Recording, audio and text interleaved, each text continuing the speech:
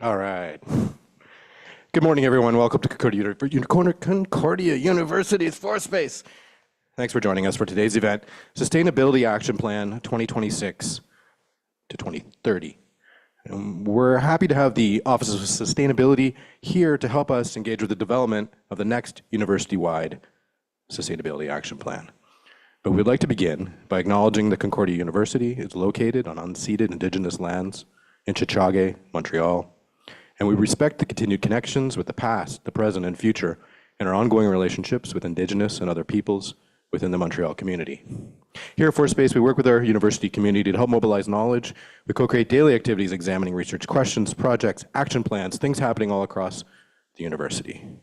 We're running today's event as both a live stream to YouTube and as a Zoom meeting. So if you're joining us via Zoom or YouTube, you have comments, your questions, that's fantastic. Add those into the chat. We'll do our best to read those out a little bit later. Those of you here in the space, same thing. If you have comments, questions, just raise your hand, actually, and we'll bring a microphone around to you so that everyone can hear. Okay, enough from me. It's very much my pleasure now to hand the microphone over to Executive Director of Budget Planning and Business Development here at Concordia, Sabrina Lavoie. Good morning. Good morning.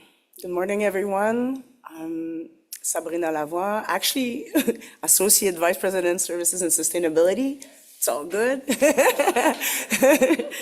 I like that. It's my previous title. Part of my responsibility is to provide an oversight and direction on the university's sustainability planning activities. You did land acknowledgement. I will repeat. To begin this workshop, I would like to acknowledge that Concordia University is located on unceded Indigenous lands. The Guanage-Ahaga Nation is recognized as the custodians of lands and water on which we gather today. Jojage, Montreal, is historically known as a gathering place for many First Nations. Today, it's the home of a diverse population of Indigenous and other peoples. We respect the continued connections with the past, present, and future in our ongoing relationships with Indigenous and other people within the Montreal community. Thank you all very much for taking the time to participate in today's event, which is to engage our community in the process of developing our next Sustainability Action Plan. We're currently in the process of wrapping up the first Sustainability Action Plan, which was launched in 2020, and it covered the topics of food, waste, climate, research, and curricula. To continue to advance on sustainability at the university, we're developing the next Sustainability Action Plan, which will cover 4 years between 26 and 30, as you did mention in the introduction, which will include 2 new topics, procurement and biodiversity, so 7 in total. We are in the middle stages of development in which we have identified project ideas to advance for the next 4 years. As it is a challenging time at the university, as you all know, the development process and implementation of the plans will need to take into consideration the limited capacities that we have and all involve and integrate the perspective of those on the ground. At the same time, we want to ensure that we're advancing critical priorities at the university. This includes aligning our plans with important sustainability performance measures like STARS, and to ensure we continue to integrate best practices in higher education. It also means that we need to consider ways in which our plan can help advance other strategic university commitments. That's the whole point of these kinds of events, to create connections and collaborations between us. So in today's event, we have invited the community at large to engage on our next university-wide Sustainability Action Plan. Whether you have joined numerous consultations before, workshops and committees, or if you're new, you're very welcome. And there'll be more opportunities for you to share in the future as well. Our aim is to provide you with some information about our process for developing the next plan, introduce you to projects, ideas that are currently in development, and get a sense of your priorities for the next plan. Not everything that's discussed today will be necessarily will be implemented. We need to be realistic about our capacities, but we also want to make sure we don't miss opportunities to better understand the priorities of the community. I'll pass it off to Cassandra the sustainability manager in the Office of Sustainability, to provide some context about the process in place and to explain you today's event. Thank you.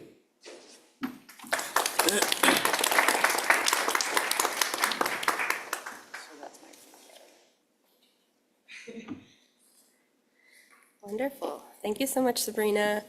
I'm going to be glancing over at this here presentation, so apologies if I'm, or here, I'll be glancing here. So yeah, today we really wanted to introduce a little bit of context just to situate ourselves in the current moment in time, give you a bit of a sense of how we arrived at what we are essentially going to be presenting to you today in terms of project ideas currently under consideration for the next Sustainability Action Plan. So as Sabrina said, we do have a current Sustainability Action Plan that we launched in 2020. And since then, there have been a number of key moments that have really informed the development process that we find ourselves in today. I'm going to go through a few of these for you. It's important to note the first Sustainability Action Plan launched in 2020 did include the topics of food, waste, climate, research, and curriculum, as Sabrina pointed out. And each of these plans included a long-term vision for 2040. This was to help guide us and orient ourselves in the years to come, even past the timeline of the first action plan, which was for 5 years. It also included 5-year targets and strategies to be achieved by 2025, as well as a progress measurement plan. Since we launched the plan, we've been updating our community publicly about our progress on these plans. This is available for you if you want to go concordia.ca/sustainability. You can find these progress updates there and see how we're doing on that first action plan.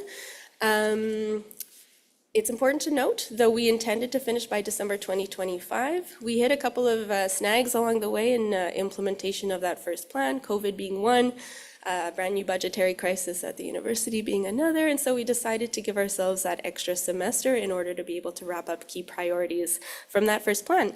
And so at the end of this term in April, we're going to be publicly reporting out to our community on our global progress, having a big event to celebrate everything that's been advanced through that first plan.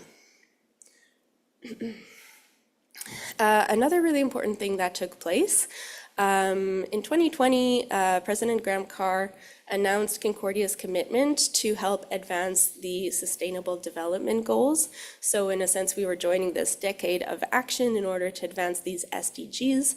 As they're known, the Sustainable Development Goals are part of the United Nations 2030 Agenda and are meant to signify a call to action to eradicate poverty, to protect our planet, and to enable peace and prosperity for all. So very great goals. And so the voluntary university review specifically was put in place in order to use the goals as a framework to analyze our current activities, our current priorities around sustainability at Concordia, as well as to engage in some creative thinking about how we could deepen and expand our sustainable impact. An important part of the voluntary university review that took place was the 17 rooms exercise. So these were 17 individual discrete events that took place over 17 different days. We had over 100 people participate across these 17 events, each one focused on a different sustainable development goal. And the questions that were sort of asked and answered during these 17 exercises were, what are the benefits and deficiencies of SDGs in a university context? What are Concordia's current activities around the SDGs, and what potential actions can Concordia pursue around the SDGs? And in 2024, we began to think forward about developing our next action plan, and we wanted to engage our community on this. First and foremost, to understand the best way to develop this next action plan, given that the context had changed so drastically from the first plan that we developed, which we began developing in 2018. So we wanted to get a sense of community perception around the development of the first action plan, glean some sense of our community's ideas for how the next action plan could best be developed, as well as understand the ways in which our community wishes to be kept engaged and consulted on these matters. So we had over 80 participants online and in person come to these workshops, and we did get some very interesting feedback that thematically came out into these four main points. The first was that a lot of people who had participated in these consultations in the past were telling us, why don't you focus on more meaningful engagement rather than have your entire community show up at the same time in the same way to consult on these matters. Think about who you're consulting, when's the best time to get to them, and how you want to engage them. And that really helped us devise a plan of how best to get people on board, whether it's personal meetings or workshops or committees or public events like this one. Next, focus our efforts. We are in a bit of a situation at the university. There's some limited resources, and our participants were not unaware of that. And so they thought, rather than spread yourself thin, as we admittedly did a little in the first plan, we had a number of strategies, not all of which we were able to actually advance, as you'll see in April when we release our final report. Rather than spread yourself thin, think about the most impactful, the most important things, and put all your resources towards that. As well, think about preserving, nurturing, and strengthening the things that you already have in place before you start thinking about moving on to bigger, better things. People are very attached, and people are very passionate about some of the programs that we put in place under this first plan. They didn't want to see those disappear just so that we could start doing something else. So focus your efforts was a really good point of feedback. Integrating culture change. So the community, how can the community come into play in terms of becoming stakeholders in advancing the action plan? How do we prepare an engagement plan and an education, a culture change plan to make sure that our community has an equal role to play in advancing our next plan? And just continuous stakeholder engagement rather than what's perceived to be a bit of a black box period between when the plan is launched versus when it's finished and reported on. Make sure that we're continuously engaging, finding ways to give space for people who are interested to engage and again, find their place in the action plan. So all of this informed where we are today, which is we are in a process of developing our next sustainability action plan. So we took everything from those previous moments and we used them to devise this process that we have in place. The first order of business was to determine what topics, what streams would be included and addressed through this next sustainability action plan. And for that, we turned to the voluntary university review, which did come out in January 2025. So the voluntary university review created this impact agenda in which they sort of tied together, they forged connections and coherence across a range of different university action plans, initiatives, priorities, and research agendas. And you can see that they have this sort of impact agenda where public engagement is on the top and university operations is on the bottom. So we decided to align our plan to this impact agenda. So for university operations, we have a climate plan, a biodiversity plan, a food plan, procurement plan, and a waste plan. And in terms of, sorry, I'll just go back real quick. In terms of decolonization, anti-racism, and equity, diversity, and inclusion, which were deemed also very important priorities in university operations through the VUR and through other processes, we do not have those specifically addressed as streams in the Sustainability Action Plan. Rather, we're seeking to align our actions and our streams with the existing plans and initiatives that have already been announced, committed to, and promoted by various actors around the university, and that decision was made in consultation with those actors. And then in terms of public engagement, some major thematic focuses that were identified were climate action, green circular economy, community health and well-being, access to opportunity, and addressing inequalities. And the research, curriculum, and pedagogy plans will be first and foremost addressing these among other sustainability priorities at Concordia. So once we had our stream topics identified, so now we went from 5 in the last plan to 7, with the addition of procurement and biodiversity this time. We needed to determine what those plans should focus in on. As the community pointed out to us and as we became aware of ourselves, we needed to focus our attention. So goals for 2040 from the first sustainability action plans are still very much in play. We still need to orient ourselves and direct our activities in order to reach those goals by 2040. So those still are influencing the content of the current plans. We're also aware there are a number of major synergies, initiatives happening across the university right now that we needed to capture for the current plan. And Sabrina had mentioned STARS. So this is the Sustainability Tracking Assessment and Rating System. This is a comprehensive sustainability voluntary assessment that we submit to every 3 years. It covers academics, engagement, planning, administration, and operations. And it really is a reflection of current best practices for sustainability in higher education. And so we thought we also wanted to be able to orient our plans towards improving our performance on these measures. Which brings us to today, where we have project ideas that have been developed in each of the 7 streams. We're going to present these to you today, and we're going to be asking for your feedback and your questions about them. I want to note not every single idea that's currently developed will be touched on today. In some cases, there are some collaborations still being developed, so we didn't feel quite ready, but for the most part, this is a reflection of the major projects that are being considered for inclusion in the next Sustainability Action Plan. And what we will be doing is we will present them to you. So I'll be introducing our presenters in just a moment. After those presentations, you'll have a chance to ask your questions to the presenters about these projects. You can ask questions as well about the action plan in general.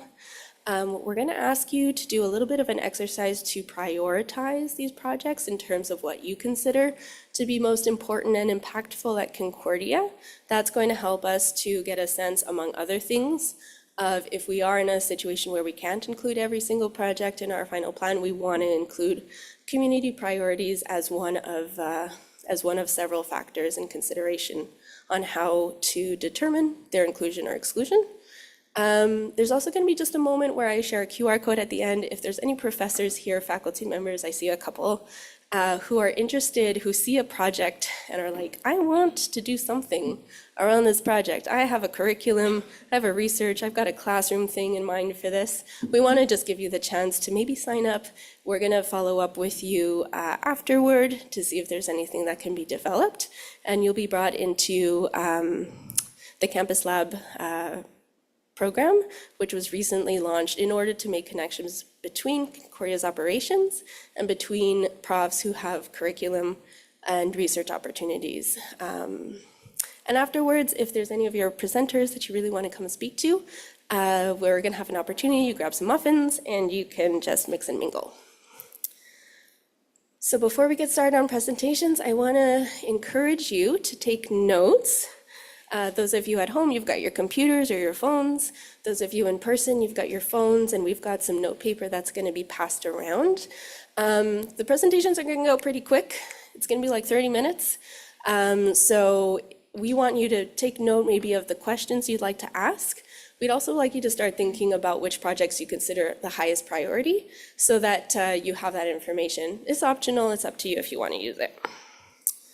So we'll get started now on the presentations. I'll introduce our presenters. We have here today a really great panel. We have Oliver DeValpi, Manager of Food Services. We have Faisal Shaniv, the Environmental Specialist in the Office of Sustainability. Anna Timbotos, Sustainability and Reuse Specialist in the Office of Sustainability. Online joining us, we have Rocio Carvalho Lucena, who's the Facilities Planner in Strategic Planning. Caroline Bogner, Director of Procurement Services. Jackie Martin, Urban Agriculture and Biodiversity Coordinator. We have Brett Cox, Sustainability and Research Coordinator in the Office of Research. And joining us here last but not least, Rachel Berger, the VP Innovation, Teaching and Learning in the Office of the Provost, and Professor in the Department of History. We have a few others joining us who might be able to answer some questions during Q&A, and I'll introduce them at that time. So without further ado, we'll get started with some presentations.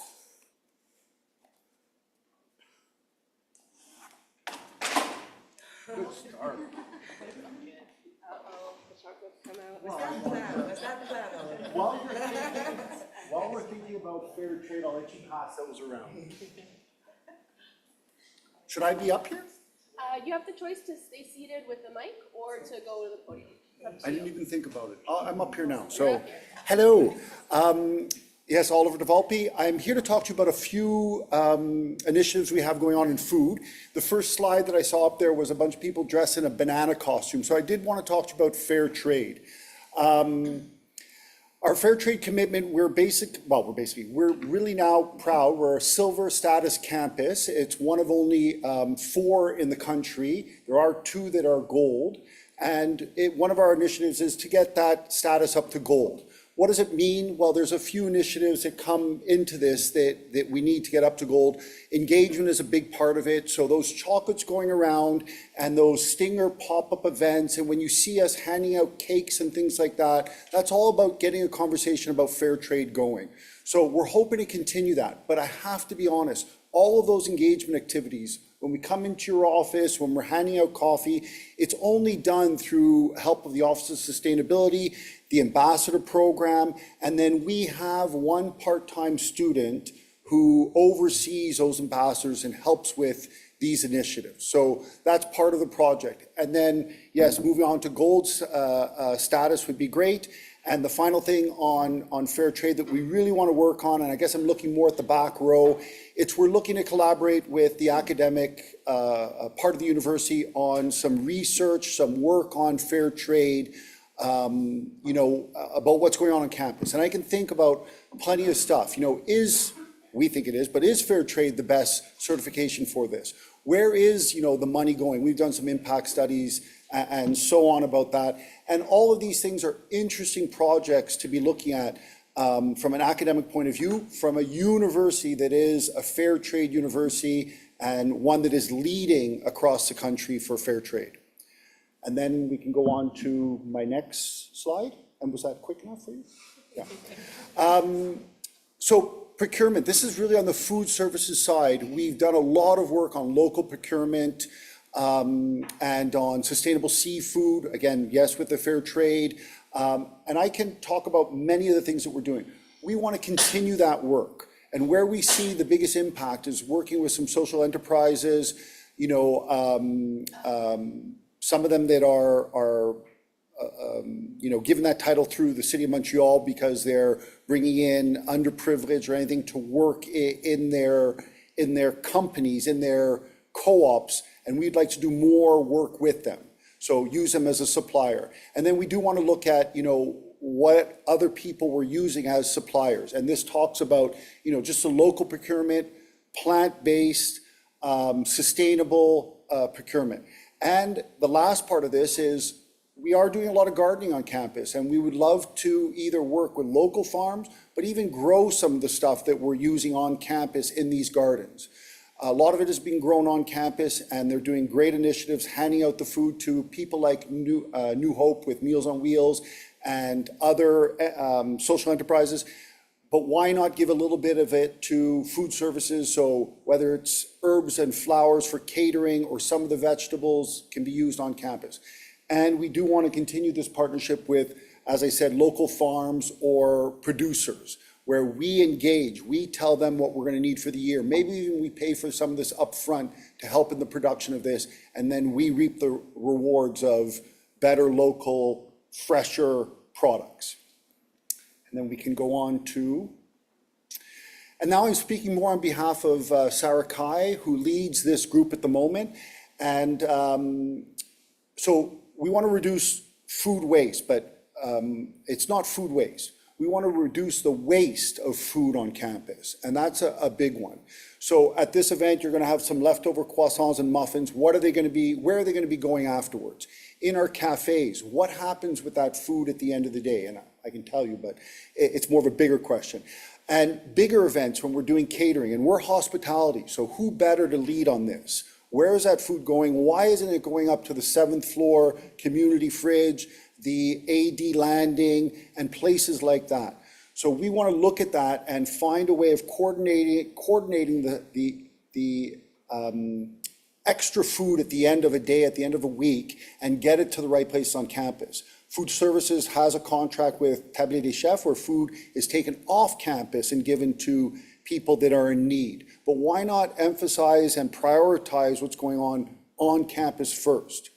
So that's this next project, and it's going to have to need some collaboration with students, with the CFC, with other groups like that who have better contact with getting food into students' hands, and we have the ability to have the food and get that to a space on campus. So that kind of work. And then we have a last project, just looking at food insecurity and really taking a better view of what's going on campus. There are so many people on campus that talk about what they're doing, that have initiatives going on. Food Services is one of them. We have the emergency meal plan. There's the emergency food plan or program. There's all sorts of things going on. We want to regroup this. We want to get one channel where all this information is available, where it's coordinated, where people aren't overlapping with the same work on food insecurity. There's a working group going on that's only focus is going to be on food this coming year because, rent and tuition, they're all much bigger questions and difficult to address them all at once. They're going to be working on food. This is, Sarah Kai and the group. And I think what's great about this is it allows us to really get this part of it down, which has been an issue on campus for sure for the last, 5-6 years. There was a survey done on this. It showed some astronomical numbers on food insecurity. And the initiative is really to regroup what's going on and better channel it so it gets into students' hands and needs better. I don't know if there's anything else I can. 6 projects, 5 minutes? Thank you. Enjoy the chocolates, and if you have anything, I'm around.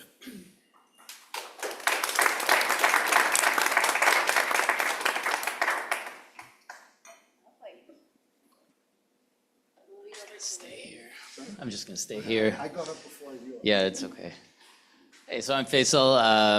I work at the Office of Sustainability, and I'm going to talk a little bit about our waste proposals here. So the first one is a really simple idea that I think many of you will agree is absolutely necessary, and I probably don't have to explain why, but I will. So, waste bin optimization and education. Why do we want to do that? Well, waste bin access is the fundamental aspect of a waste program at any institution. If you don't have access to compost and recycling and the instructions aren't clear, you're not going to sort your waste properly, and then we're not going to reach our diversion and waste reduction goals, because they kind of go hand in hand. And if you need to remember, we're trying to reach 90% waste not going to the landfill and 50% waste reduction from a baseline. So that's tough. So that involves going around campus, assessing the status, removing unnecessary bins. Often there's just too much and it's not done right. Making sure the right options are available, the signage is clear, and then complementing that with a really effective education campaign. And I had a great conversation with Dominique just earlier from strategic planning. We want to be effective, so we want to reach as many people as possible with the resources we have. That could look like an online education campaign, in person at key points. Anyway, next slide. The other one is in the same spirit. We need big, effective initiatives, and policy is the other really effective component of a good waste plan. So you need the infrastructure and the education, and the third part is policies. And this one is really tricky because in institutions, you don't often have waste policies. That's done at municipal levels often. So it requires some tinkering and experimenting. This one is more pushing the boundaries, right, of what can we do at this institution to nudge people through incentives or disincentives to have to reduce their waste or participate in waste sorting. So that can involve pilot projects, maybe looking at some of the highest waste generators like our tenants, maybe looking at specific types of areas and what configurations work best there, maybe even a fee model somehow. That would be really cool, but I know that sounds really tough. So pilot projects is the way forward on this, but I think it's necessary. Am I speaking to this one, or should I pass? So for this project, we're going to head over to Rocio, who is joining us online to present on this slide. Yes, can you hear me? Yes. Fantastic. So good morning, everybody. I'm so sorry for not being there today, but I'm very, very happy to be representing facilities management in this conversation. And I wanted to thank you before starting, Sabrina and Cassandra, for leading these very important efforts. I'm going to be sharing now one of the project ideas that facilities management will submit to the Sustainability Action Plan. Others will come on the climate stream. So this one relates to the construction and demolition waste. Why we're submitting this project idea is because we know and we're aware that we need to build a construction and demolition waste baseline to inform future projects. We want to start by the foundations. We realize that the importance of piloting scalable circular construction practices within our projects in facilities management, and we want also to operationalize Concordia sustainability commitments. So the project idea that we will be submitting and that we want to present you today is to pilot the integration of waste tracking requirements into a renovation pilot project, and then develop recommendations for the diversion of construction and development and demolition waste for future projects.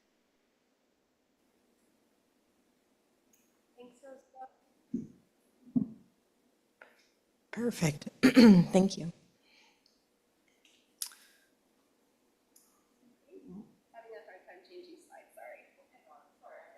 Oh, Jessica. Wonderful. All right, this is me. My name is Anna Timbodos, and I'm submitting for the Reuse Programming Hub. So this really is about our existing resources. We're looking at waste diversion across campus and really strengthening and maintaining the existing programs that we have. That's the Used Material Depot called Sucker, the Dish Project, Zero Waste Event Services, and our newly piloted thrift store, which opens actually tomorrow, called Fripp Concordia. So these high impact ways of engaging the community is really important. So the why is that our community, we've seen, really thrives when they have access to the materials and shared resources, especially in a time of really financial crisis. So making sure that those materials still remain available and accessible and affordable to our community at large is really important. So this is a really big part of the waste piece that we're proposing.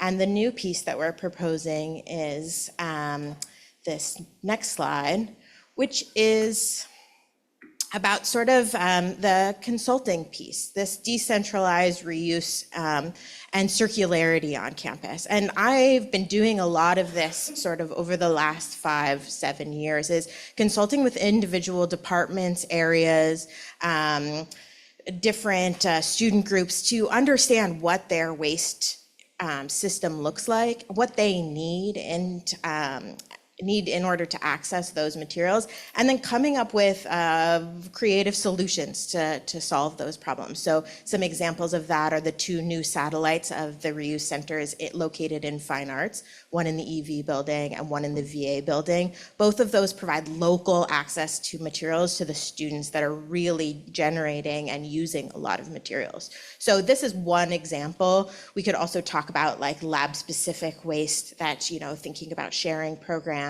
in with chemicals and materials that are specific to a particular area. And this really needs to be done in a way that is individualized, but but central to our office and central to this plan, so that we can each kind of empower people to understand what their needs are and be able to like affect the community that they're in specifically. So this is sort of the new formalized piece, but we're happy to propose it. Wonderful, thank you, Anna. Heading over to the climate stream, we're going to have Rocio come back in and join us for these next slides.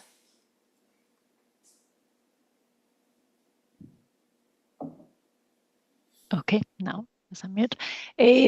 So regarding the climate stream, I would like to for presenting the project ideas to you today. I would like to start by saying that the ideas I'll share today in the climate stream are not new. So they build on work we've been moving forward at facilities management for several years. So for those of you who may not be aware, at facilities management, we try to focus on combining different services such as strategic planning and project management to deliver sustainability projects across Concordia's built environment. And our goal is very straightforward, like reducing energy use and greenhouse gas emissions in our buildings. So all these ideas I'm going to be presenting today, they, of course, keep evolving through collaboration because as we all know, sustainability really depends on working together. So the first project idea we submitted within the climate stream is the GM Building Deep Retrofit project. The objectives of this project that you may all have know already is to reduce energy use and greenhouse gas emissions at the GM building scale. Also to advance the Planet Zero initiative through a flagship retrofit and demonstrate scalable decarbonization on the Sergio Trillian campus. So the project idea we submitted is to complete a renovation of the GM building to reduce the energy consumption and the greenhouse gas emissions as part of the Planet Zero Phase 1. So it's a project that it's already ongoing, and we aim to complete it by the end of the Sustainability Action Plan and to operate it and to actually see real results of the objectives I just mentioned. So if we go to the next slide.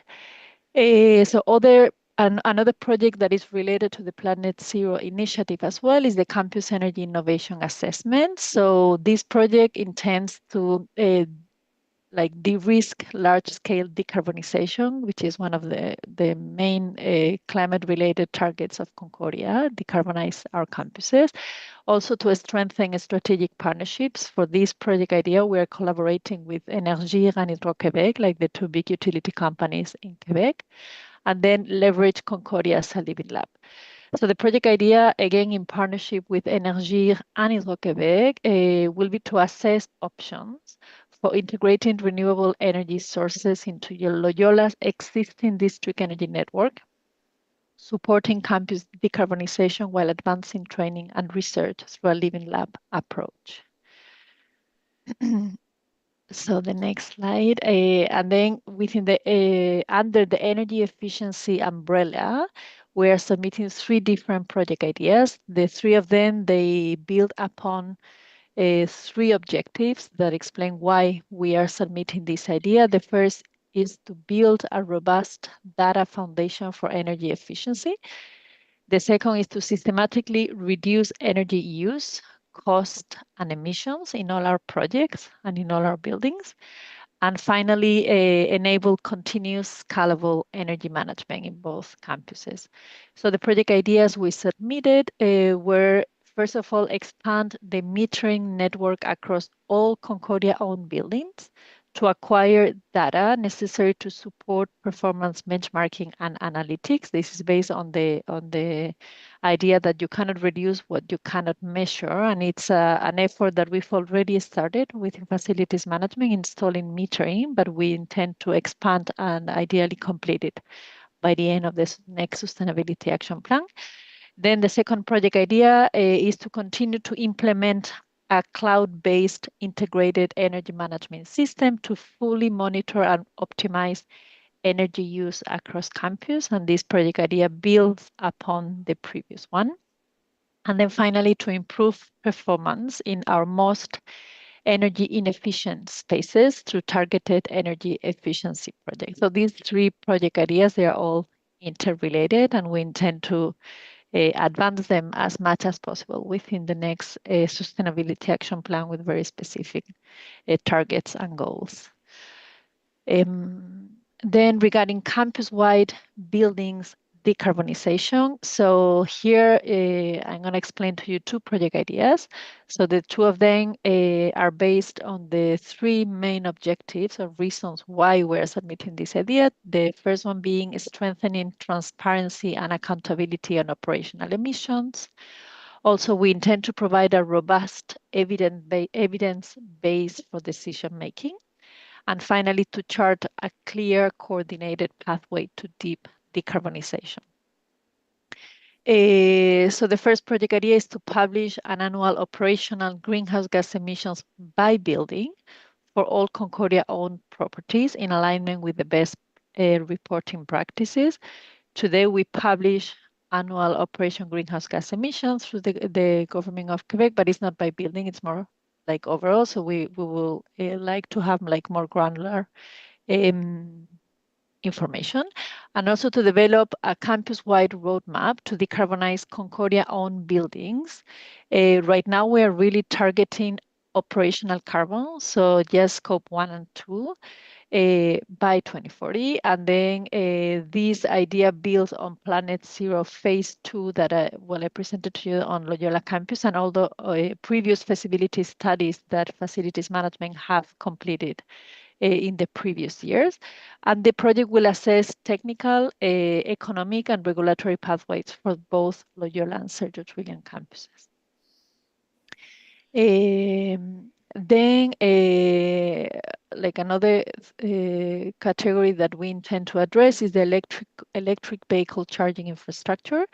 So why we want to tackle this that was already present in the previous sustainability action plan. We want to anticipate and plan for growing EV demand, and also enable a data-driven phase EV infrastructure strategy. So the objective is we are aware that technology has evolved a lot. So we want to develop an electric vehicle charging expansion strategy based on the assessment and modeling of current and future demand to be able to deliver something that is based on our real needs. And that's it for me. All right, I'm back again, this time to talk about business and research travel, which is part of our greenhouse gas emission sources. This one is considered a scope 3 emission, so it's indirect. It's not something we're literally pumping out, but through our activities, we're causing some greenhouse gas emissions. And this is one that is important because it actually is supposed to be a considerable amount of our biggest emissions category, this indirect emissions category. It could be 10%. We haven't done the full calculation. It could be 25% actually, based on a more global average. So the 10% is more of a local comparison. So we're going to start that measurement process soon. And it's an area of particular interest to our community because our researchers in particular are traveling.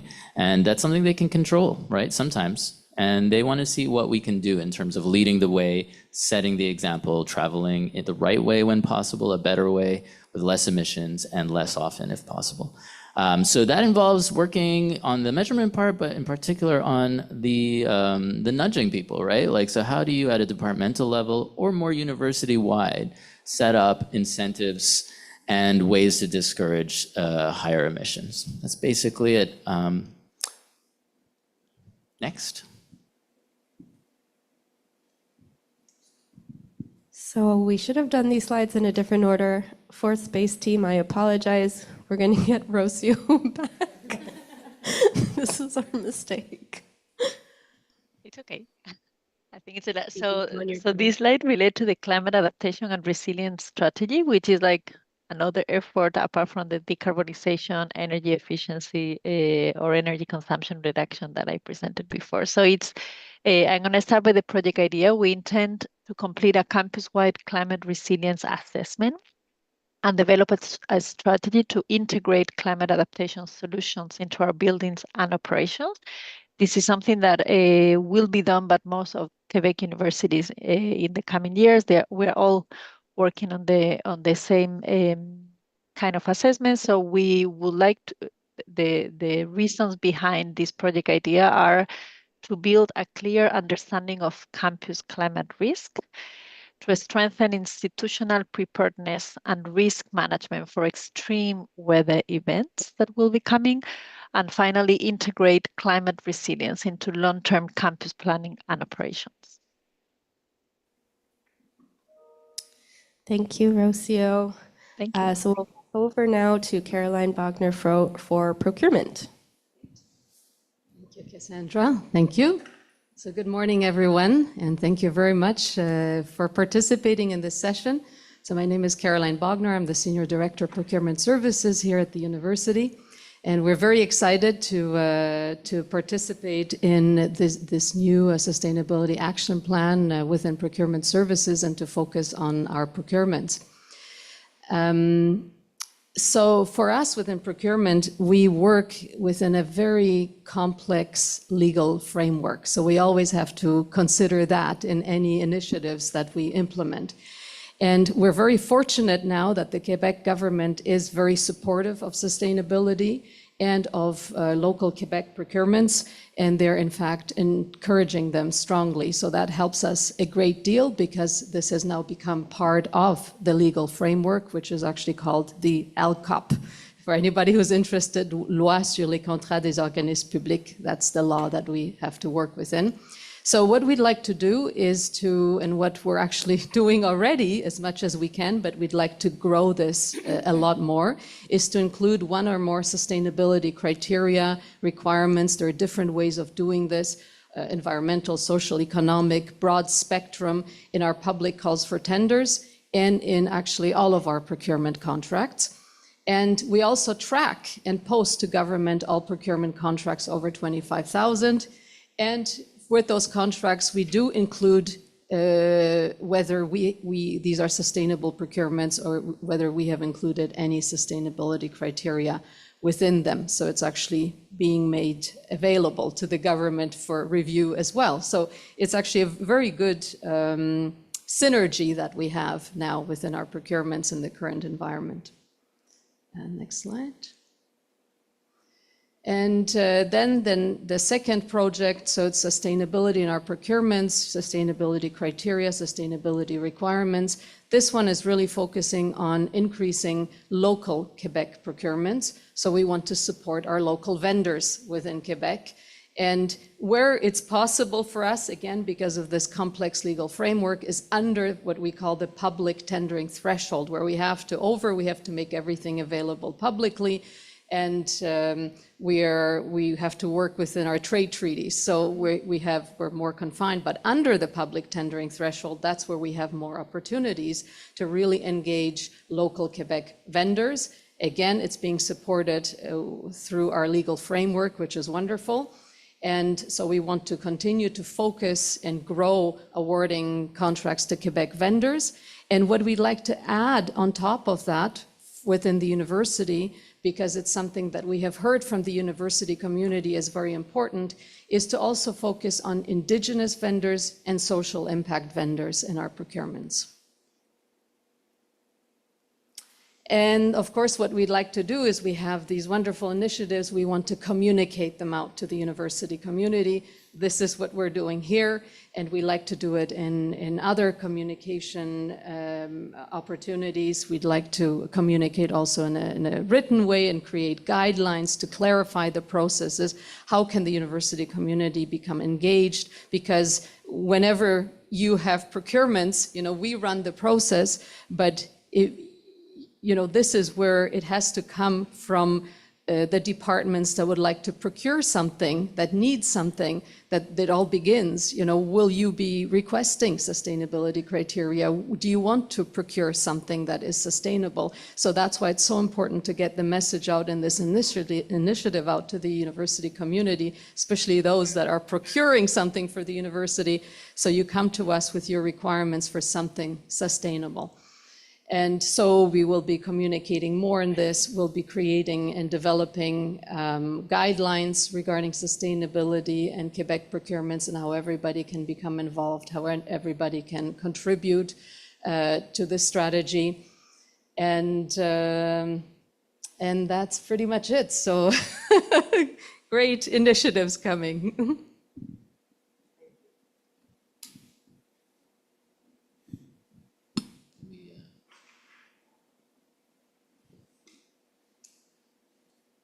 Okay, so this is another procurement one. I'm going to be working on this. STARS, our central sustainability tracking framework that we use that is compared with lots of other universities who use it. It's a very good framework. They target 3 or 4 specific topics in procurement that we can look at and try to track and improve the sustainability of, which means how much money are we spending on sustainable vendors or sustainable products in electronics, furniture, cleaning supplies, and paper, as well as contracts with social impact suppliers. That's another category. So this really means working with the teams at Concordia who are responsible for these contracts, seeing when the contracts are coming up for renewal, and looking at what the requirements are in terms of certifications, right? Like you can get electronics that are have a lower energy profile, or furniture that doesn't release VOCs, et cetera, and make sure that those are integrated. And actually, we've been doing a lot of background work on that stuff. So a lot of this is just formalizing that, tracking a little bit better, and then where possible, nudging to the requirements of STARS as much as possible.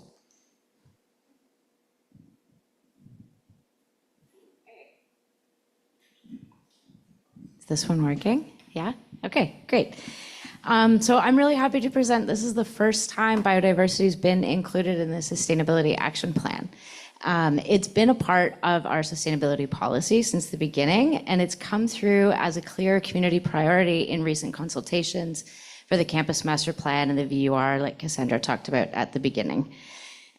So this is really the beginning. We're starting right at the beginning. So a lot of this is going to start here with our landscaping master plan. This is building off of the campus master plan, which was released last year, which had a lot of room for biodiversity and a lot of consideration of the green space and how we're going to how we're going to use the space in between our buildings. So building off of that, the landscaping master plan is a framework for how we design and manage these spaces. So in practical terms, this is setting standards that'll be followed across both campuses for things like plant selection, paving material, outdoor lighting, things like that that have a major impact on the living community outside of our doors. It'll also help us to establish clear and achievable operational and land use targets. So these are native vegetation benchmarks and land use targets.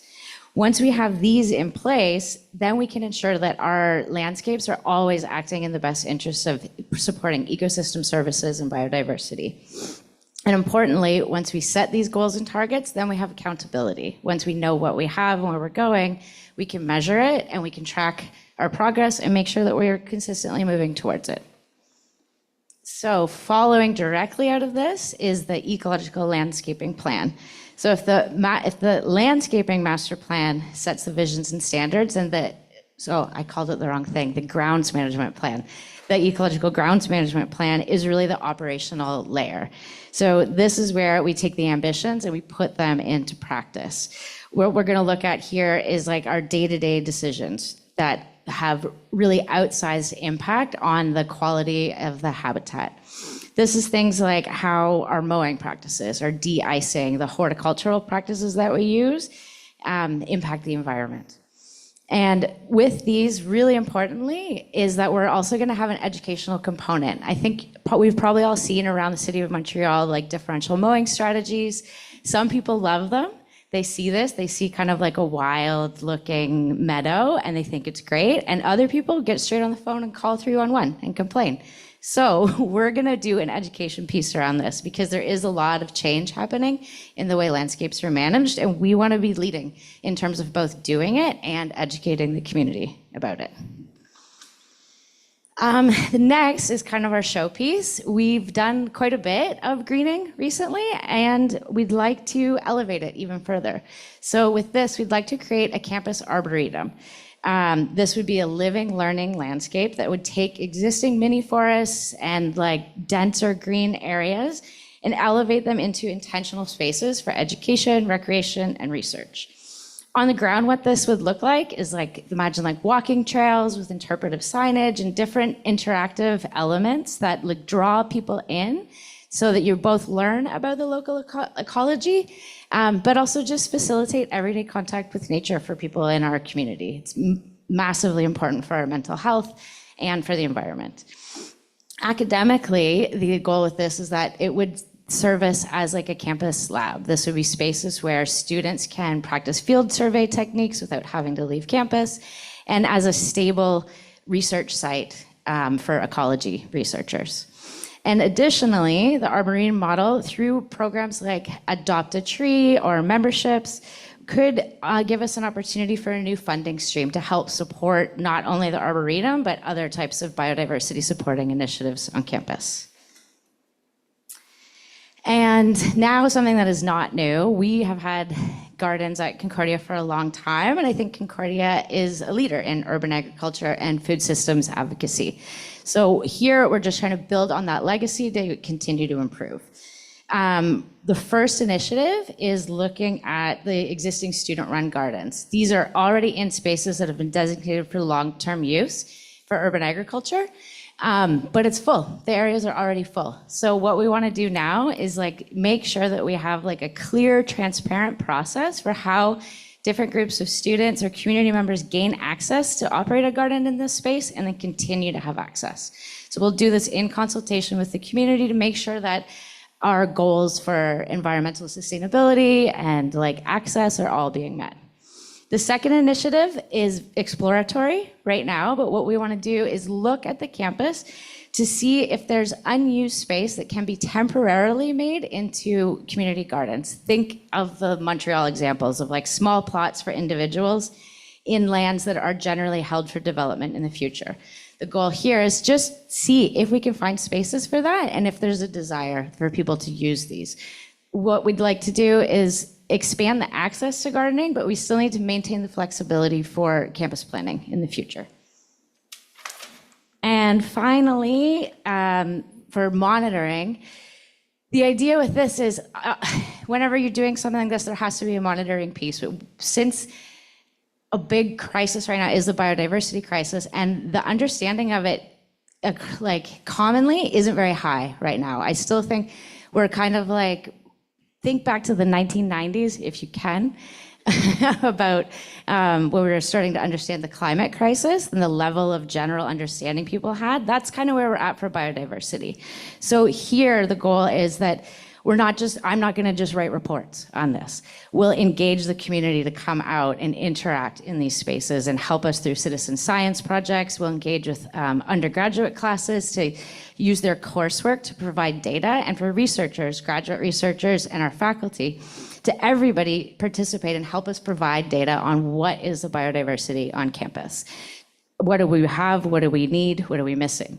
This will give us feedback on the initiatives that we've been doing that I mentioned before. Are they working? Like if we're creating meadows and we're doing things to increase biodiversity on campus, is it working or not? How can we change it?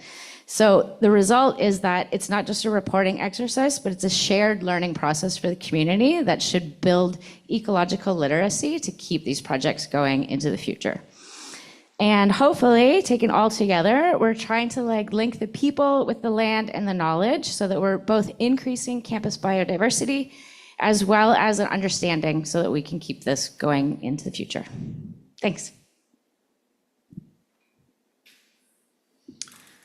Okay, thank you. Brett, Office of Research. Thank you, Cassandra and Sabrina and ForSpace for all of this, and I'll get right into it. 5 minutes, let's go. Okay, Pathways to Impact. This project is an existing initiative that is responding to a growing global emphasis on research impact throughout academia. This emphasis is shaped by a myriad of things, but largely categorized by urgent societal challenges and renewed attention to public trust in research, changing expectations from funders and governments around the public value of research, and a shift towards more inclusive, responsible, and meaningful approaches to research assessment. So with that, the Pathways to Impact initiative is the Office of Research's solution to this growing emphasis on research impact. The initiative is making relevant researcher-focused resources and support from a range of university units, such as Fourth Space here, Office of Community Engagement, the Library, District 3, University Communications Services, Office of Research, and others, available through an organized and coherent web-based platform. And the idea is that by connecting researchers with expertise and services from across the university, in addition to external resources, we aim to ensure that researchers have access to both the resources and the relationships that will help them advance their impact work and respond to this growing emphasis. So really, at its core, the initiative is about enhancing how support is organized around researchers so that they have the best opportunity to meet the shifting academic landscape. Connected to this also is, to researcher support, is us trying to plan impact days where we are planning to host events that are helping to push the cultural needle towards research impact. And then lastly, part of the initiative is us advocating for the expansion of research assessment metrics to support Concordia's commitment to their signing of the Declaration on Research Assessment. Next. This one, much more straightforward. For researchers and research entities seeking large-scale grants for sustainability-focused research, offering grant writing and other relevant support to increase the chances of a successful application. And this is to support position Concordia as a leader in sustainability research. Next, support for research impact on public policy. So one of the areas of support and services that we need support for through the Pathways Initiative is public policy. And so we're thinking the idea of requesting funds so that we could hire a consultant to support researchers wanting to engage with policy advocacy as part of their research impact goals. So specifically what we're imagining is having a support package set up where a researcher or research team could apply and be given access to a consultant, and then B, our direct support and follow-up. Long-term, then the plan is that the consultant or whoever we work with creates a support package that we can then use to support researchers in the future without needing to rely on consultants moving forward from there. And so in sum, we want to be able to provide support to researchers and research entities seeking to connect their research with the processes necessary to impact the creation or modification of public policy. And in this work, we would also be prioritizing support for community integrated research with a focus on sustainability, decolonization, and other key areas relevant to Concordia's strategic priorities. Next, sustainable research guidelines. So this is about fostering an institutional culture that will help position Concordia as a leader in sustainable research practices, but developing guidelines to support researchers incorporate sustainability into their research practices. So this project involves expanding an existing project that I have ongoing with the Faculty of Arts and Science to also include Gina Cody to develop a Green Labs program that would provide teaching and research laboratories with program-specific guidelines, tools, and other resources that would help them incorporate sustainable practices into their operations. And then thinking about this further, another idea is to collaborate with FOFA to develop a similar type of resource that would help them, that would provide guidelines to help incorporate sustainability into research and teaching practices. And lastly, embedding sustainability into reporting. So the idea is very preliminary, but simply exploring the possibility of embedding sustainability research as well as sustainable research practices as assessment and reporting metrics into the annual reports of research platform centers and institutes across Concordia. So we would start with just exploring the usefulness and even feasibility of this, because I know that institutes, centers, et cetera, are already often overworked, possibly understaffed. So this isn't something that we would just be jumping into and rolling away. It would just exploring the feasibility of it. And then through those conversations, we can also explore if there are resources or tools that said centers, platforms, et cetera, would like support with to be incorporating or supporting their sustainability research efforts, as well as the practices around sustainability. And that is that. Beautiful. Thank you, Brett. So moving into curriculum and pedagogy, first off, thinking about learning as something that takes place both within and outside of the classroom, we want to think about this commitment to experiential learning that Concordia has announced, and the fact that we have so many sustainability leaders or budding sustainability leaders among our student population, and the fact that in the curriculum plan we want to equip our graduates to be able to make an impact on sustainability in whatever field that they choose to enter, whatever career they choose to pursue. And so this is more of an extracurricular approach where we're seeking to provide hands-on experience to students who are interested in it at Concordia, no matter what their program, no matter what their path at Concordia. This is useful, of course, when students end up seeking careers. It enables them to be more prepared and to have some experience that they can put on their CVs. So really what we'd like to do is to develop very clear, accessible pathways for any student at Concordia to take sustainability courses, right? So we have an inventory of sustainability courses and programs, and Rachel will talk more about how those are tracked and how we're going to continue to improve that tracking. But also outside of the classroom, we want to develop sort of a step-by-step, not a step-by-step, more of a ramp, a gradual ramp where we can integrate some out of classroom learning. We want to integrate volunteering, student project development and leadership, peer education, peer-to-peer education, and then even thinking about linking to sustainability organizations outside of Concordia and having some community organizational placements. And so we want to be able to really take a student who has no real experience yet with sustainability and give them the opportunity slowly but surely to enter into that space and to become a leader over the course of their studies at Concordia. Passing it off now to Rachel. Great. So our first challenge is always looking at sustainability across the curriculum in order to gauge and support the building of a better knowledge base, and also introducing sustainability frameworks into the way in which we come up with programs, frame our courses, and add content to what already exists. And I wanted to talk a little bit about a couple of the initiatives that are already in place or that are just being introduced. We, of course, have our micro-programs in sustainability at both the undergraduate level offered through the Loyola College and at the graduate level offered through the School of Graduate Studies that approach sustainability first and foremost. And really frame those issues for students at every level. We're also developing for the first time an online environmental sustainability course. It's really exciting. It involves professors from across the university, and it's going to be the first online sustainability course that's accessible and really offered to anyone at the university registered in a degree program. The idea with the course is that it takes a two ways of seeing approach. Everything's done through the lens of sustainability in conversation and partnership with Indigenous methodologies and epistemologies. We've developed it with Donna Goodleaf and Dr. Wetias Hemlock to make sure that the Indigenous perspective really frames our conversations about sustainability. And the exciting part of the course is that a student is assessed at the beginning of the term to see what it is, where their knowledge gaps and where their interests are in terms of sustainability. And then they're able to choose, or they're assigned 12 modules out of 28. So it's almost like a choose your own adventure of sustainability learning. It's a really new concept. We're so excited that we're able to do it in strong partnership with Indigenous scholars and communities.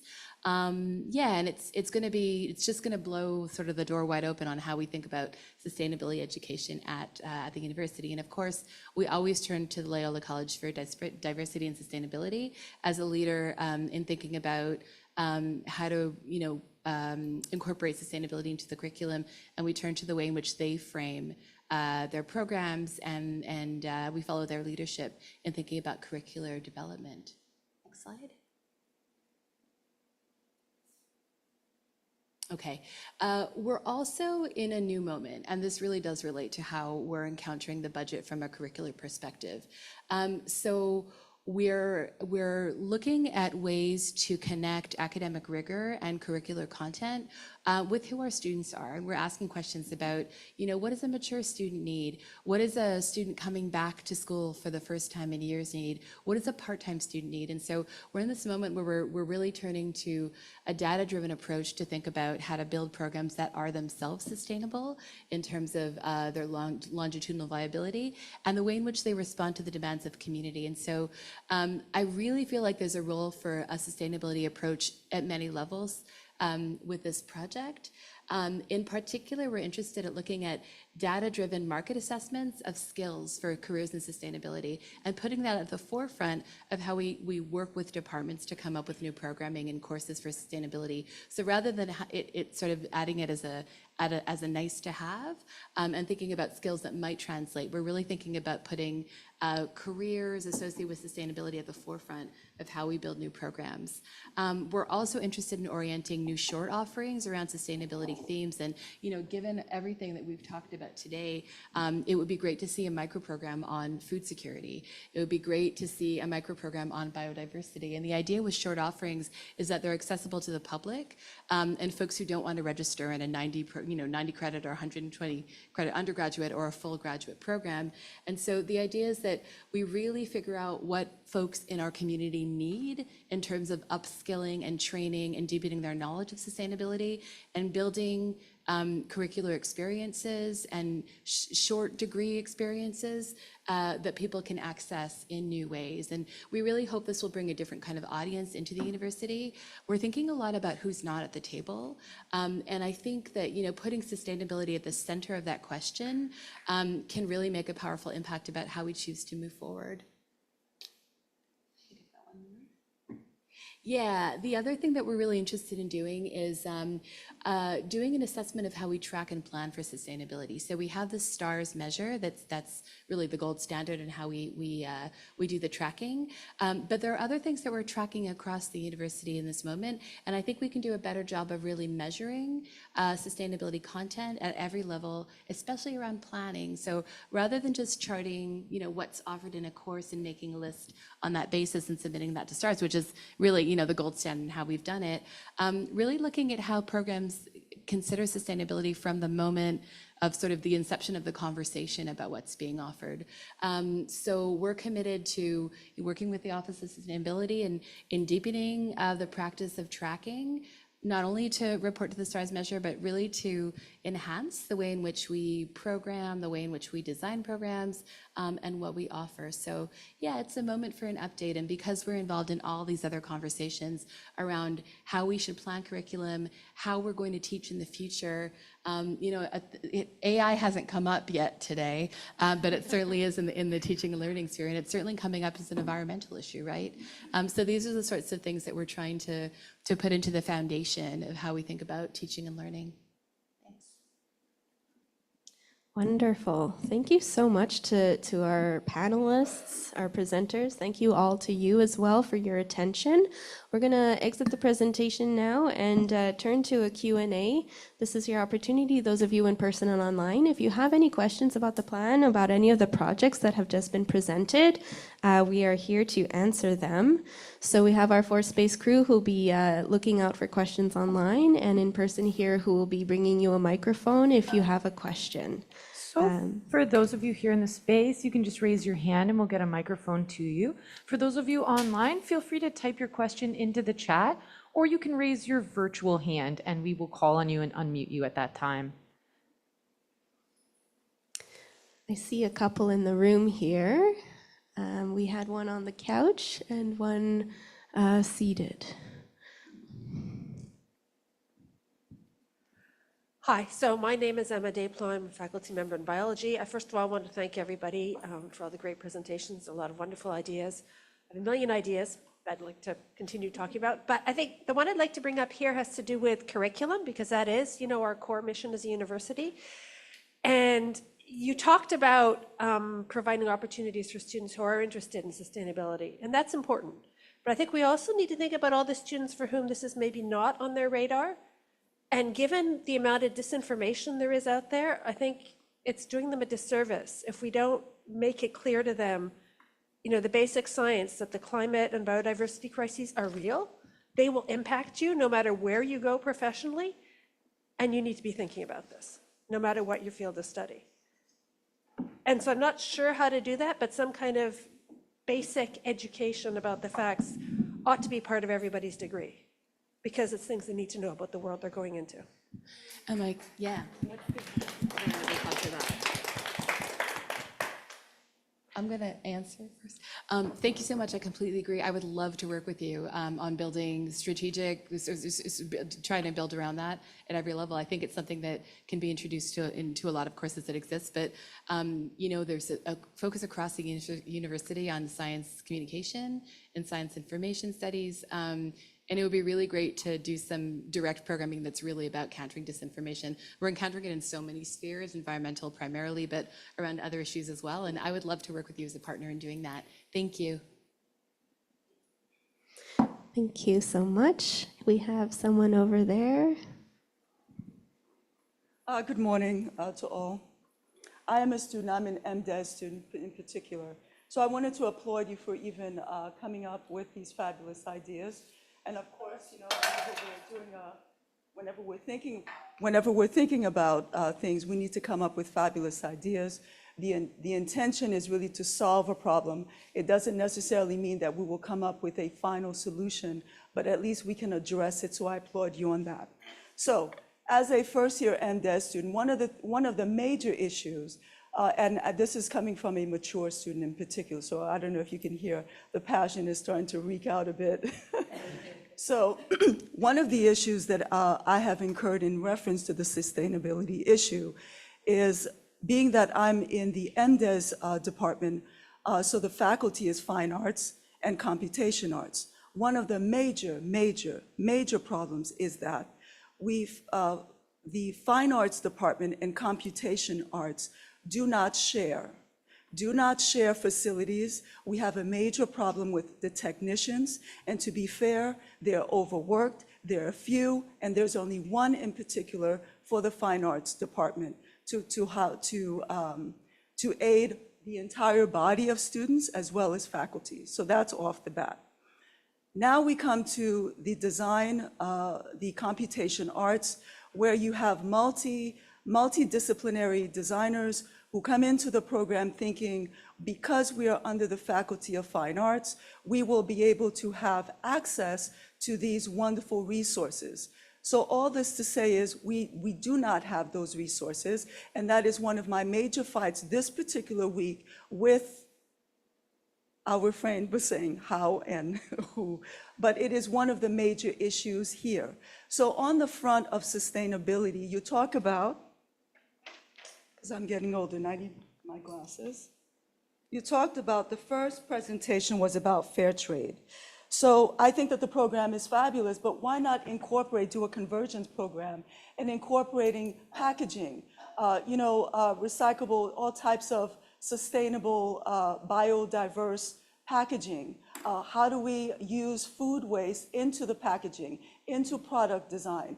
So why not incorporate, if you are, forgive my ignorance if you have done it and I'm entering and I don't know, but it doesn't appear from the level that I've been in.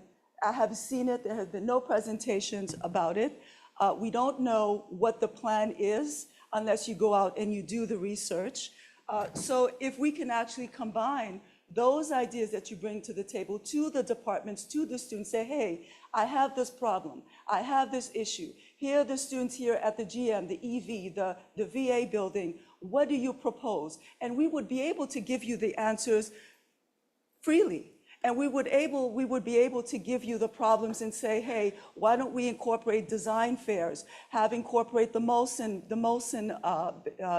program, business program, and do a convergence so that we can actually combine those thoughts and perhaps solve the problems. Then the second thing is for procurement. You mentioned about getting machinery and so forth. Here it is that we talk about sustainability, but for example, in computation arts, something as simple as a fabric shredding machine to recycle textiles and fabric waste. We don't even have that to perhaps create furniture or other products, perhaps installation to reduce energy. Then we talk about the garden system, the landscape for the master plan for ecology, landscape, et cetera. Why not incorporate industrial designers from the undergrad level, masters and PhD to perhaps create topiary types of furniture where it helps our mental health, both youngers, the ones who are in their 20s, 30s, 40s, and 50s, which we're starting to see more. I believe that you're starting to see more older, mature students entering the program. Perhaps those students can perhaps influence the younger generation. So that's another form of sustainability. Then the other is the, I lost my notes, but if you can hear the passion, I don't want to sound as if I'm vexed, perplexed, although I am. But those are the issues that faculty maybe sitting here will not address to you because they must protect their status. Maybe there are certain politics in play that they can't address. But me as a student, perhaps I'm going to take the risk and address it, because as much as we want faculty to perform, to educate, there are limited resources. And when they get the funding from the FRC, am I saying it correctly? Someone correct me? The research grants? Okay. When and if they're even privileged to receive those grants, they're also limited with the amount of students that they can that can address those projects, whether it's research assistants or teachers assistants, TAs or whatever. But if we can really combine, if you really say that you have these fabulous ideas, we, staff and students, are willing and able to work with you to find a solution, but we cannot be selfish and saying, my department is here and we cannot share resources, because you defy the sustainability concept as a whole, from my perspective. Again, this is a personal perspective. I don't speak for everyone, but according to what I have seen, experienced, this is the major issue. And to solve the problem, and I close because I'm starting to be long-winded, if we can really share resources throughout the departments, throughout the electronic department, throughout the business department with the VA, et cetera, if we can really share, we would be better outcomers. We would have. Thank you. Thank you so much for that. I see we have a comment online from Tristan Canner, who actually works with the Dean in the Faculty of Fine Arts, who'd like to talk to you more about this and see if there's anything that can be discussed among you specifically about your faculty. Turning now to the panelists, does anybody have something that they'd like to say in response to any of the questions and the issues that were brought up? I think that the ideas are higher level or not necessarily just for us to address right now, but I do want to speak on behalf of food alone, where you talked about working with faculties. One of the things we put out there was sort of applied student research, getting together and working on some projects. So these are things that, as a food service person, I may not even know exist, but I would love to hear the feedback from faculty in the department saying, hey, we would love to work on packaging that was food waste based or anything else like that. So the openness on the part of food services, and I'm sure on many others, is there. We just need to get this message out there that we're willing to work with you on this type of applied student research or living lab.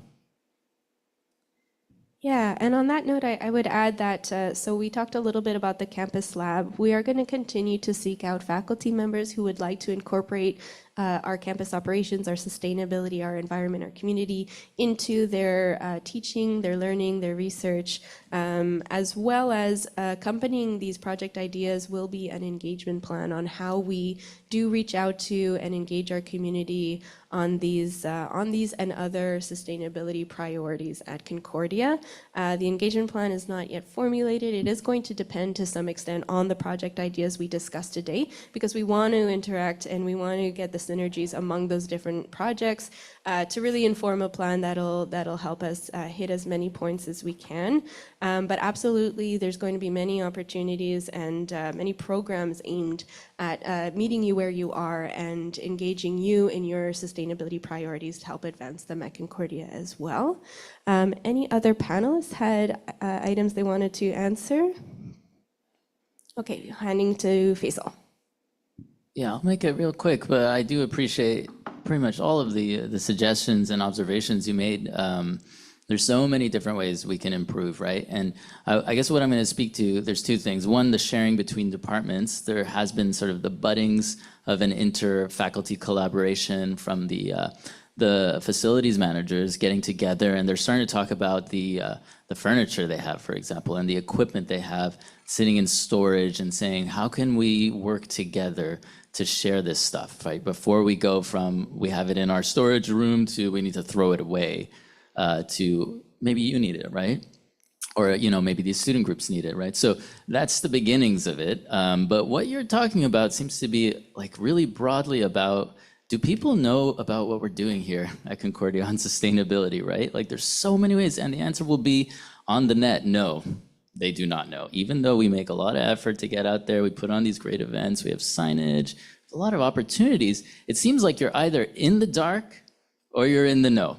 Once you're in the know, the domino effect is there, and you start to know about the next thing and the next thing. But you can go your whole academic path without knowing about it. That actually happened to me. I did not get involved in sustainability until I was about to graduate, and I found the greenhouse by chance because of a sign that said there was a plant sale. And then once I got in there, the dam bust open, and I found everything. So we need to solve that particular issue, I think. We need to make sure everybody knows, and this ties to Emma's comment about climate education, and me and Dominique talking about, does everyone have the basic waste sorting info? How do we make it so that everyone at Concordia is either required to or strongly incentivized to get that basic education and information about sustainability here and the opportunities? Because there are opportunities to get involved and do your studies on this stuff and so many things, right? That needs to be addressed. Absolutely. Rachel? I just wanted, you didn't say your name before, but I remember meeting you at an open house once. So I'm really glad to see you here.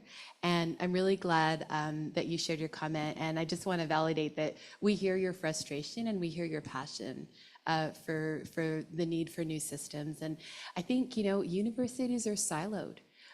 The way the government sets up our funding models, the way that we do it internally, sometimes pits us against each other, even within. And that's something that we're trying really, really hard to work against. And what I just wanted to sort of point out that like the sustainability plan was one of the first instances that I can remember in recent memory that really tried to push across those differences. And the 17 Doors exercise brought everyone together. I don't remember which year it was, but it brought all these different kinds of people together under these thematics to share ideas. And so I think that you're really pointing to something important about the structural barriers that are in place that keep people stuck, that keep resources stuck, and that keep us from even wanting to have the conversation about sharing because it feels too difficult. But what's really great about these approaches that everyone's taking and having us all here today is that we are beginning to try to push through some of those barriers and work together. And it's really great to hear from an impassioned student, somebody, especially I know you as someone who's decided to come back and pursue this. It's really great to hear from you about how you're experiencing this and what you need to be successful and to really thrive in your program. So I just wanted to thank you for your comment. Yes, thank you for those responses. And if you are interested in having a conversation with the Office of the Dean, please leave your name, your email address with the Forest Space staff. They're going to send it to Tristan, who's interested in talking with you. Do we have, I also wanted to point out we have a couple of other folks here who can help us answer questions. They weren't presenters, but you already met Sabrina Lavoie, who offered her opening remarks. We also have Dominique Dumont, Director in Strategic Planning. We have Chrissy Yao, Senior Analyst in Procurement Services. So they might also be able to answer some of your questions alongside our panelists here. Great. Do we have another here in the front? Hi, everyone. It's lovely to see the work that familiar faces and new faces are doing. I'm really excited for these next few years. My question is We were looking at Scope 3 emissions as part of this plan, which is really exciting. And there have been conversations around complete fossil fuel divestment in Concordia. And so I wanted to bring that up as like a really important point. I know in 2019, I believe, when Concordia made the commitment to fully divest from natural gas, coal, fossil fuels in general, and do 100% sustainable investments by 2025, which included, I believe, doubling their social and sustainable investments. That was a reason that a lot of students decided to enroll at Concordia, and it was something that students were really excited about. The deadline was to do so by 2025. And unfortunately, that still has not happened. I know there have been conversations already with admin about getting to that goal, and there is motivation and eagerness to make that happen. But I just wanted to kind of open that here. I think it's relevant in this conversation, and just see if there are any thoughts or any direction towards this. My understanding is also there hasn't really been like an announcement to students that we haven't quite gotten there yet. So I just wanted to bring that up in this space. Great, thank you so much. So to provide a little background, a little context on that, as part of the first climate action plan, and in 2019, there was an announcement for a number of sustainable investing goals, specifically for the what is now called the Intergenerational Fund, which is our endowment fund. One of the aims was to end investments in coal, oil, and gas industries, which the Office of the Treasurer has been using the Carbon Underground 200. It's a fairly common measure of fossil fuel investments, and they've been using that as their proxy for determining whether or not they have divested from those industries. So to date, they have divested from everything in the Carbon Underground 200. That is the way that they are approaching their divestment goals. If people do have any comments, questions about the divestment plan, that's part of the first action plan. So we're going to ask you to reach out to the Office of the Treasurer directly, have those conversations there. They're going to be able to answer your questions. There's also a committee they've set up with students present in which they discuss these goals and the ways in which they're achieving them and they're measuring their progress. So to your point, from the perspective of the university, they've achieved the goals they set out to achieve. And any further conversation about whether or not they're fully divested should definitely be approached with them directly. We didn't include anything around investments in this current plan. Given everything else on the table, the priorities are many. I do want to note, though, that as part of our Scope 3 reporting, we are going to be, for the first time, having a full sense of the carbon footprint of our investments. So that goes beyond just whether or not we're investing directly in fossil fuel technologies and industries, and into the actual footprint of all of our investments. Every company, every activity has some kind of carbon footprint. And so for the first time, the Office of the Treasurer will be measuring that. We'll be able to include it as part of our GHG footprint for the first time next year. And the Office of the Treasurer is going to continue their activities in terms of engaging stakeholders, engaging investors, the principles of responsible investment, impact investing, and all these very financial, technical things that I don't fully grasp, but I do understand on a basic level, in order to make sure that that footprint does go down over time.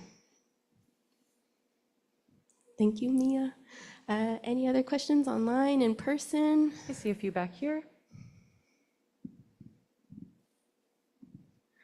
First of all, thanks very much, and congratulations on the progress. Anybody who's been at this university for a while has noticed the change. And in this moment in which we're in, I think you're bringing a lot of light to our lives, so thanks for that. I'm so pleased, Rachel, the online course, thank you for spearheading this. And I'm so happy to see living labs emerging in many of your talks. My one concern is we're losing full-time faculty and maybe the capacity to support these. So how can we harness our graduate students? And Rachel, I think you probably have some ideas, maybe grad pro skills somehow to get those grad students supervising, because they have the skills and the expertise to do this as well. So thank you.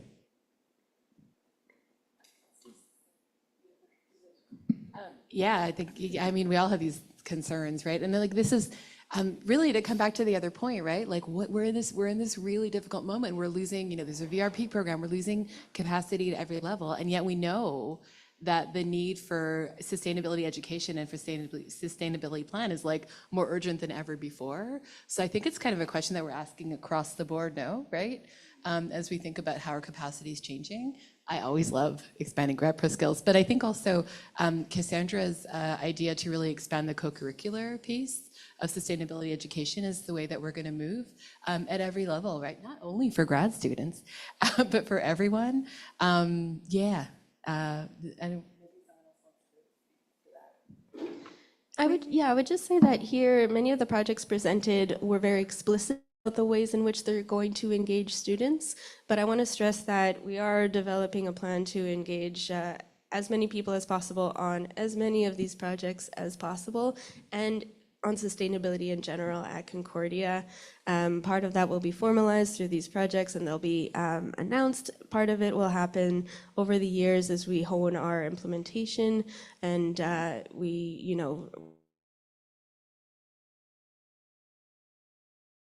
be looking at more sustainability leadership in specific areas, such as those who are particularly interested in climate, particularly interested in biodiversity.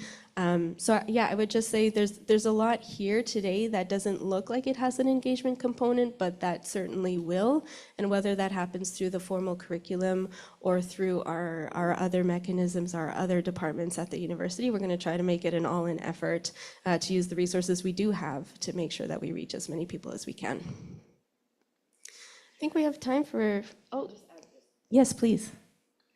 I just wanted to highlight the front-facing reuse hub and like how we've been able to use the programs on campus as those sites of some of that learning. We've been able to welcome back interns, doing internships and having practical application of the skills that they may or may not be learning in their academics. So I think that there's elements of this spread throughout, as you mentioned.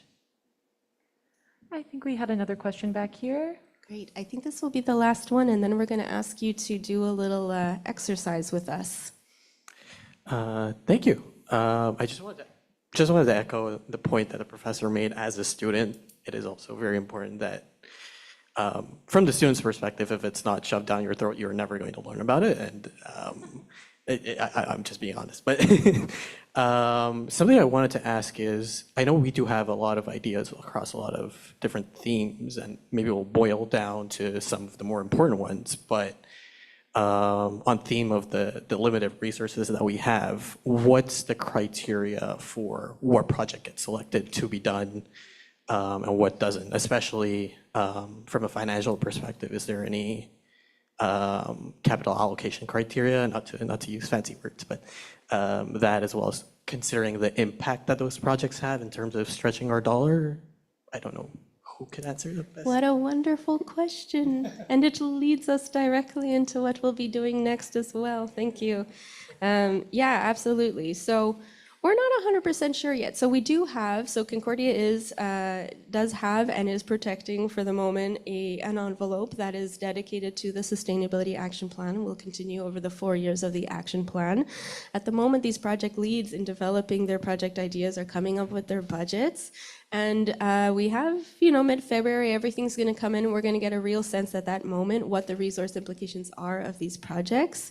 And whether or not all of them, some of them can be properly supported through this envelope.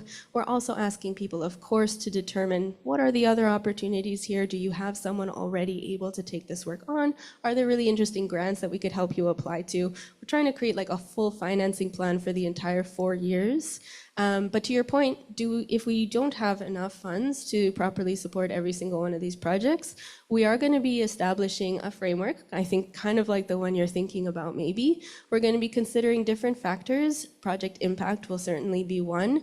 Community prioritization, which is part of the exercise we're going to be doing in a second, is another. Feasibility and support, like we want to make sure that these projects will properly get off the ground and reach their targets. So there's going to be a framework essentially applied for each of these projects that in the case that there's limited funding and too many projects, we're going to be using that to establish which projects are supported. It doesn't mean if they're not supported centrally that they can't happen. It means that units will be asked to figure out if there's a way to make these projects happen in whole or in full, or in part, using other means at their disposal.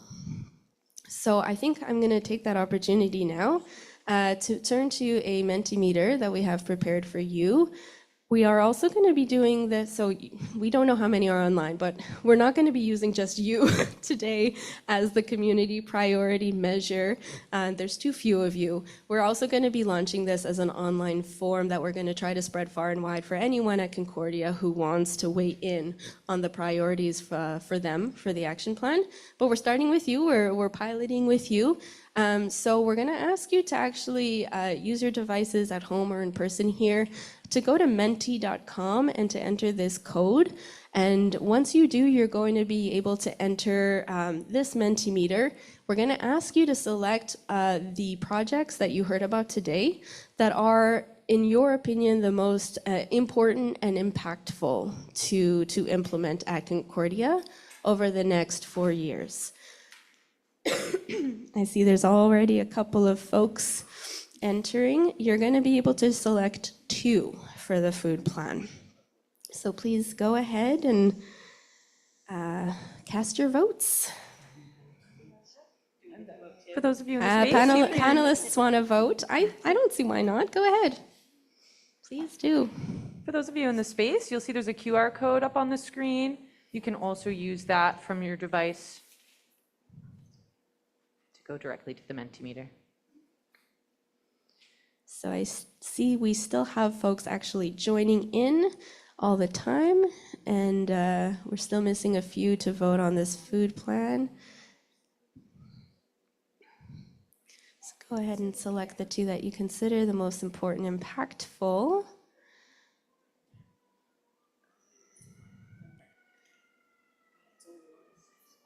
Okay, we're just missing, so we have 4 people who have joined but haven't voted. Oh, now it's down to 2. Thank you very much. This is great. So you can see there's already among yourselves, we're gonna get a bigger subset of the community doing the same exercise. But among yourselves, we already see we have a clear, strong passion for our food surplus diversion program, which would be implemented with the Concordia Food Coalition, like Oliver said, and other student groups, which is very exciting, and sustainable food purchasing as well. That's very interesting. Thank you so much. So we're going to move on to the waste plan. I think I can do that using this. Perfect.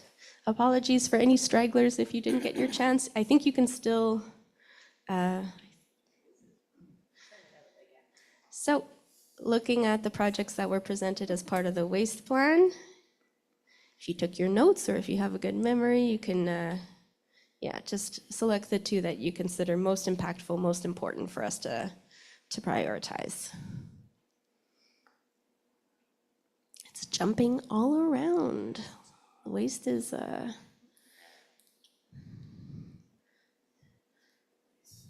it's a race, yeah.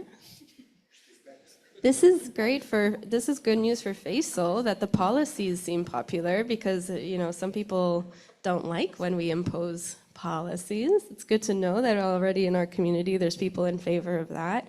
The Reuse Programming Hub, that's not surprising. That's one of those items I said before people are very attached and passionate about. Some of those are our reuse initiatives for sure. Okay, so an interesting spread here for sure for the waste plan. Thank you for your votes. I'm going to move on here to climate now.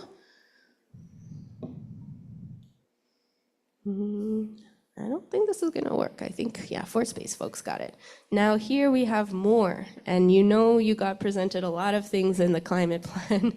So here we're being nice. We're going to allow you to choose 3 instead of 2 because there are so many.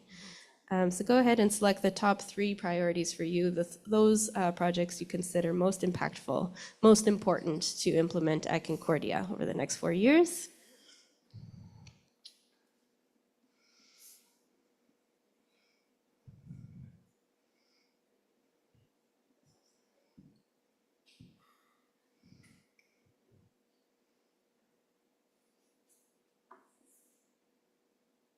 It's interesting how with even a fair few folks, like some clear priorities do seem to come out, and it doesn't mean that the others aren't important and won't be in the plan. I want to stress that. Don't be afraid if you're the one under electric vehicle charging infrastructure. The fact that it's just you and maybe others won't vote on it as much, it's not going to mean it won't be included. This is one of many measures that will be considered for how we prioritize these projects. I just want to make that clear. Okay, amazing. Energy efficiency for the win. And of course, campus-wide building decarbonization. It's what a climate plan is all about, for sure. Okay, great. So we'll move on next to procurement. So here we are back to selecting only 2.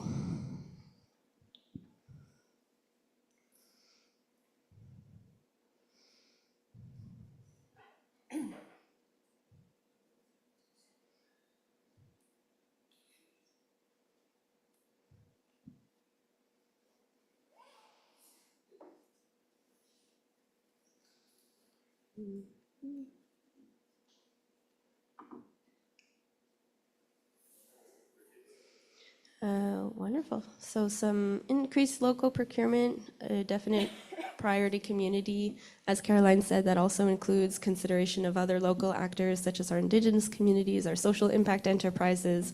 So this is definitely a strong project that we're really excited about. Looks like other people are too. And integrating sustainability into supplier contracts. That's a very firm project, so makes sense. Okay, thank you, everybody. I think we'll go on now to the biodiversity plan. So here you've got 5, and you're gonna be asked to do the hard thing and select only 2 of the ones you consider most impactful and important.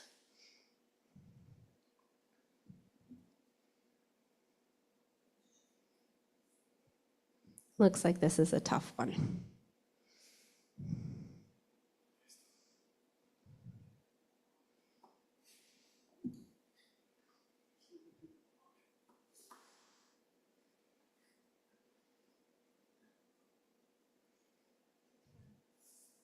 Cool.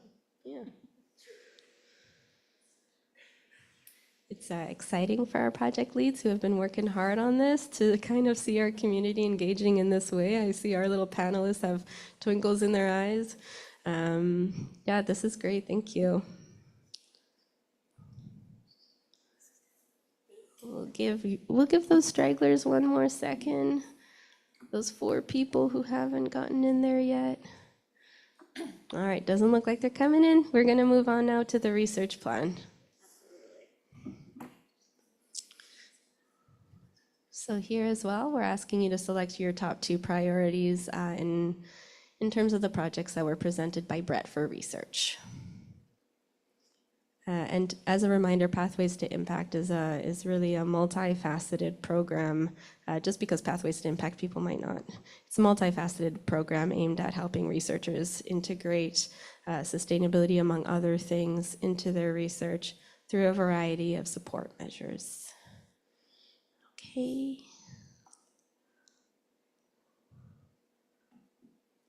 Grant support, not surprising. For those of you who aren't researchers, I thank you for your votes anyway. We're all in an academic setting here, so for sure you have opinions on this. Okay, looks like we've got 4 who just don't want to chime in on some of these. So, okay, wonderful. Let's move on to the last one. Let's move on to curriculum and pedagogy. This is the last vote.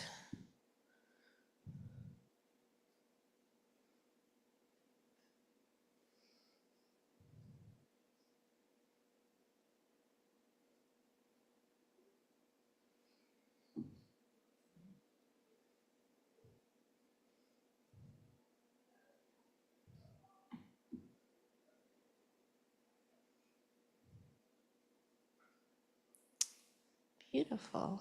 I'm going to give one more second. Great. Looks like everyone wants to see sustainability across the curriculum at Concordia. And Rachel and others are definitely working on it. Thank you so much for that. I'd like to just give that opportunity I mentioned earlier for researchers. So there's just a slide that's being very speedily brought up right now. For researchers or profs interested in any of these projects, if you see an opportunity to maybe do a coursework project, a classroom project, a research project, we're giving you the opportunity here to use the QR code or the link. There will be a form, and you'll actually just be able to check off the projects that interest you, and we will be in touch, and we and the team from Campus Labs will be in touch. So thank you for that. I will basically end it here. We want to thank the Fourth Space for having us, for being such an excellent team. We want to thank all of our panelists for coming today and for introducing you to some of the things that they're working very hard on. And thank you to you all for coming. It's very appreciated. We understand how important this is to some of you. We don't take it lightly. So thank you. We're gonna break now. So you can, those of you in person can grab some food, some coffee, tea. If you wanna sort of grab any of us to talk to us more about the things that you'd like to see happen or to give us your thoughts on our projects, please do. Those of you at home, thank you very much for joining. We will continue to engage you on this topic over time. So we look forward to it. Thank you.